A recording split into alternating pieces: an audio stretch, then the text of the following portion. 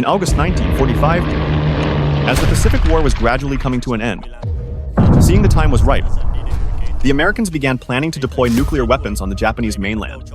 These weren't ordinary weapons. This was a weapon of extreme destructive power, something that had never appeared on Earth before. In just a few seconds, brilliant light flashed. Terrible heat radiated with energy equivalent to the temperature of the sun. A firestorm carrying deadly radiation engulfed all living beings, and 2 cities were leveled flat. Over 100,000 people were instantly incinerated. But that still wasn't everything. Right now, let's explore one of the most tragic and controversial events in all of history: the United States dropping atomic bombs on Hiroshima and Nagasaki. In 1941, after Japan's surprise sneak attack on Pearl Harbor from a neutral nation, America officially entered World War II. As the world's leading economic and military superpower, the United States displayed its terrifying power alongside Allied forces, gradually breaking the backbone of the German-Italian-Japanese alliance, taking heavy defeats at the naval battles of Midway and Leyte, continuously enduring bombing raids from U.S. forces. By this time, the Japanese military had become demoralized. At dawn on March 10, 1945, while millions of civilians were still sleeping peacefully in their wooden houses, over 300 B-29 bombers from the U.S. Air Force dropped 500,000 incendiary and napalm bombs on Tokyo. This created a massive firestorm that took the lives of about 100,000 people. It didn't stop there. In just 3 months, from March to June 1945, Japan continued to be pummeled by America at Okinawa. The bloodiest battle in the Pacific Theater, the land of the rising sun, lost its last strategic stronghold on the mainland, losing over 77,000 soldiers. By this point, their fate was pretty much sealed. However, while on the European front, Germany had surrendered unconditionally to the Allies, on the Asian front, the Japanese still refused to accept defeat. The spirit of Bushido, viewing death as light as a feather and duty as heavy as Mount Tai, was deeply ingrained in the blood of the samurai army. Despite suffering considerable losses, their kamikaze suicide bombers still achieved certain effectiveness, taking out quite a few Allied soldiers. Japan decided to use their stubbornness to fight against a country that held the upper hand in every aspect. There's no weapon more powerful than a people who aren't afraid to die. They believed that by prolonging the war, America would have to make concessions, and Japan would achieve favorable agreements. But Japan was wrong. If they had suicide weapons, America also had something called the atomic bomb. Speaking of atomic bombs, we can't help but mention a billion-dollar project called Manhattan. Around late 1938, German scientists discovered that when uranium atoms are bombarded, they can release enormous energy. This laid the foundation for the idea of inventing a new type of bomb with extreme destructive power. A letter signed by the famous scientist Albert Einstein was sent to U.S.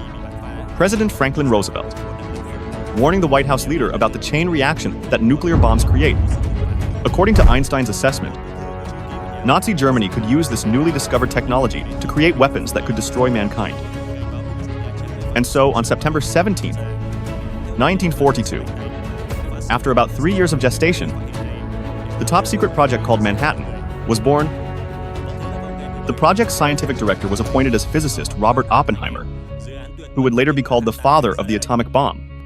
Manhattan's headquarters was located at Los Alamos National Laboratory in New Mexico. Every detail of the project, even the smallest ones, was kept absolutely secret. 130,000 personnel participated in the project, with the world's leading scientists and a massive budget investment of up to $2 billion. Here, 2 different types of atomic bombs were manufactured, one using uranium as the core and the other using plutonium.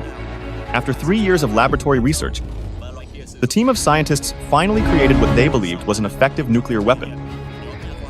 On July 16, 1945, mankind's first nuclear bomb named Gadget was transported to the Jornada del Muerto Desert, about 35 miles southeast of Socorro, New Mexico, for testing. When detonated, Gadget had destructive power equivalent to 20,000 tons of TNT, creating a massive fireball and a mushroom-shaped smoke column, reaching up to 12 kilometers high. This result far exceeded the research team's expectations, marking the first step in nuclear weapons development, opening a new chapter in human history. And in less than a month after that, the first atomic bomb was dropped on Hiroshima. Before deciding to deliver the final blow to the land of the rising sun, in July 1945, U.S. President Harry Truman used the Potsdam Declaration to remind the Japanese that if they tried to prolong the war, the consequences would become even more catastrophic. However, on the flip side, Japanese authorities showed no signs of urgency. The Imperial Japanese Army had mobilized a large number of soldiers to defend the country in the final days of World War II. While politicians were looking toward a peace agreement mediated by the Soviet Union, this made Truman extremely furious. Everyone knows that in World War II, Nazi Germany was defeated by the Soviet Red Army. And on the American side, they still didn't have a clear victory. Only when Japan surrendered unconditionally would America be considered a contributor to history's greatest war. Moreover, even if they won, America had already suffered considerable losses in their confrontation with Japan. If the war continued to drag on, casualties would continue to increase exponentially. The estimated number of military deaths for the U.S.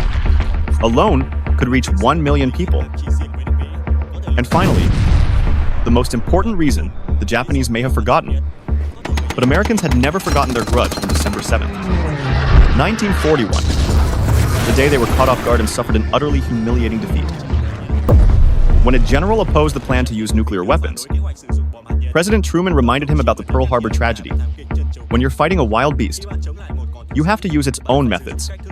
Washington's political circles believed that using nuclear weapons to attack Japan would kill two birds with one stone, quickly ending the war on one hand and showing Moscow that America possessed weapons that could decide any war on the other. 4 major Japanese cities were put in the crosshairs, including Kyoto, Japan's main industrial center, Hiroshima, the largest military base with a large concentration of warships and massive ammunition depots, Yokohama, home to many military factories, and Kokura, Japan's largest weapons depot. Kyoto was chosen as the primary target. This wasn't just a city with great industrial potential, but also the center of Japan's cultural, scientific, and technical elite. If a nuclear attack really happened in this city, Japanese civilization would very likely be wiped out. However, U.S. Secretary of War Henry Stimson had personal connections to Kyoto. He and his wife had spent their honeymoon in the city. Therefore, Kokura and Nagasaki became substitute targets. On July 31st, 1945, the L-11 assembly of the nuclear bomb codenamed Little Boy was announced complete and ready for mission. The bombing plan was scheduled to be carried out on August 1st, but a storm that hit Japan that same day caused the plan to be postponed. General Curtis LeMay officially confirmed that the mission to drop Little Boy would be executed on August 6, 1945. Little Boy was a bomb made from uranium materials, 3 meters long, 71 centimeters in diameter, weighing 4,000 kilograms, carrying 64 kilograms of uranium, 235. It was designed to detonate like a gun when 2 uranium cores collided and reached critical mass. The explosion would occur at noon on August 5th from Tinian Island. Military technicians rolled Little Boy out of the warehouse. Dozens of pilots stood around looking at it with worried faces. They had never seen a weapon shaped like a steel-wrapped egg with very strange tail fins for guidance, looking just like a ventilation fan. After careful inspection, the gap at the bomb's nose was sealed. This was the final step to ensure the internal environment was stabilized for maximum effectiveness when detonated. The bomb was transported by specialized vehicle to Northfield Military Base, 2,400 kilometers from the Japanese mainland. On the morning of August 6th, the bomb bay of the B-29 opened up, and Little Boy was lifted up by hydraulic elevator. According to plan, 7 B-29s would participate in this top-secret special mission, including 3 weather observation planes, 1 to measure the explosion, 1 to film, 1 backup. And the last one, codenamed Enola Gay, would be the bomber. Captain Paul Tibbets served as the squadron commander. At midnight, all pilots from the 7 B-29s met for the last time. Only a few pilots knew their real mission. At 2:45 a.m., the Enola Gay took off from the base. At 3 o'clock a.m., bomb expert William Sterling Parsons climbed down to Little Boy's compartment, removed the green plug, and replaced it with a red one. The bomb's safety had been disarmed. With clear skies and few clouds, After consulting with the Manhattan Project Command, Squadron Leader Tibbets decided Hiroshima would be the target. At 6:30 a.m., Enola Gay began climbing to reach the target altitude of 31,000 feet.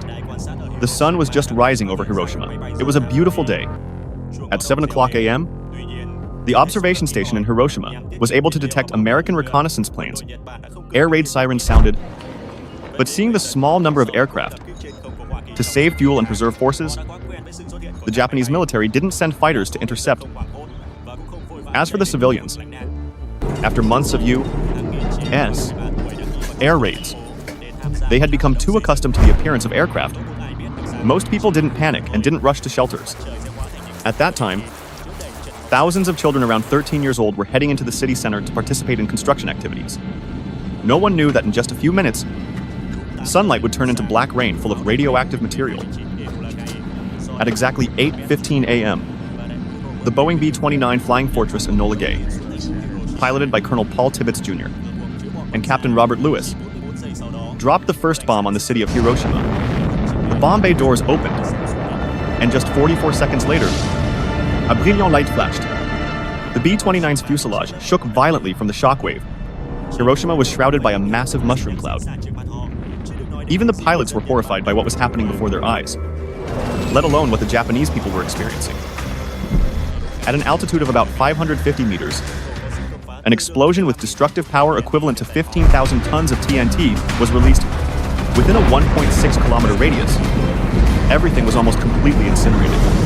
A firestorm carrying deadly radiation engulfed all living beings. At that time, Hiroshima had about 245,000 residents. The terrible heat radiated as the air was heated by nuclear reaction to thousands of degrees. In the ground area below the explosion center, temperatures reached 4,000 degrees Celsius. 90% of buildings were destroyed. 70,000 people died instantly. Some people even turned to ash, leaving only shadows on walls. In the blink of an eye, roads and vehicles melted. Nearly the entire city structure was destroyed. All clocks found had stopped at 8:15, the exact moment the bomb exploded. Those lucky enough to survive experienced terrible pain from burns. They had no idea they had been exposed to radiation. Thousands of victims continued to die in the following days, losing hair, bleeding from nose, mouth, and ears. It's estimated that the nuclear explosion in Hiroshima took the lives of over 140,000 people, and this number continued to rise. 2 hours after the bombing, millions of American families gathered around radios to hear President Truman's announcement broadcast from the USS Augusta. "We have successfully harnessed the basic power of the universe. We are prepared to obliterate more rapidly and completely every productive enterprise the Japanese have above ground in any city. If they do not now accept our terms, they may expect a rain of ruin from the air, the like of which has never been seen on this earth." Also on the USS Augusta, President Truman held a press conference with reporters accompanying him to cover the Potsdam Conference. The Japanese began the war from the air at Pearl Harbor. They have been repaid many-fold from the air. On August 8, 1945, along with warnings broadcast to Japan from radio stations on Saipan Island, about 6 million leaflets were dropped on 47 major cities. The leaflets described the atomic bomb as having destructive power equivalent to 2,000 bombs dropped simultaneously, while demanding that the Japanese people petition the emperor to end the war. However, on the other side, the leadership of the Cherry Blossom Nation continued to ignore it. Japan still had 5 million troops, 10,000 aircraft, with more than half being kamikazes, and enough fuel to last another 7 months. Not to mention, to make Japan admit defeat, America decided to use a second atomic bomb to deliver the final blow. This was the bomb codenamed Fat Man. It was 3.3 meters long, 1.5 meters in diameter, and weighed 4,700 kilograms. Unlike Little Boy, Fat Man had a plutonium-239 core and was designed as an implosion bomb when detonated. The force of explosives would crush the plutonium together until it became dense enough to reach critical mass. Fat Man was scheduled to be dropped on Japan on August 11th. but due to unfavorable weather, it was moved up 3 days earlier. The bomb was heavily guarded and stored in an air-conditioned warehouse with rubber-covered floors to prevent any risk of accidental ignition. On the evening of August 8th, the bomb was loaded onto a B-29 called Boxcar at Northfield Base on Tinian Island in the Pacific. The aircraft departed at night to reach Japan on time. The Boxcar crew consisted of 12 members, commanded by Captain Major Charles Sweeney, who was only 25 years old at the time, and Lieutenant Colonel Frederick Ashworth, who served as the bomb's weaponeer. The target chosen for bombing was the city of Kokura, about 170 kilometers southwest of Hiroshima. This was the location of one of Imperial Japan's largest weapons depots, surrounded by industrial factories. Nagasaki was only the secondary target if conditions didn't allow bombing Kokura. While the first bombing mission was carried out smoothly, the second time problems occurred at almost every step of the process. The procedure to activate the plutonium bomb was said to be much more complex. When the aircraft entered Kokura's airspace, the city greeted the squadron with thick smoke rising from the ground. This was the aftermath of an incendiary bombing by B-29s 2 nights earlier targeting a steel plant in Yawata. For 50 minutes, the pilots tried 3 times to aim and identify the target, but all failed. Clouds and smoke covered about 70% of Kokura's area. The B-29 Boxcar consumed a large amount of fuel and was continuously detected by Yawata's dense defense system. Japan's anti-aircraft fire got closer and closer, and the crew decided to divert to the secondary target, Nagasaki. Nagasaki was a major military port, one of fascist Japan's largest shipbuilding centers, and also home to several large Mitsubishi factories specializing in producing torpedoes, weapons, and war equipment. The city was located at one end of a long bay with hills running around the bay, shielding the residential areas concentrated in the Urakami Valley, nearly 3 kilometers to the north. At the time of bombing, Nagasaki's population was about 263,000 people, including 240,000 civilians, 9,000 Japanese military soldiers, and 400 prisoners of war.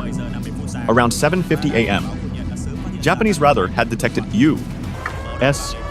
aircraft early. Alarms sounded throughout Nagasaki but then became quiet at 8:30 a.m., thinking these were just reconnaissance planes.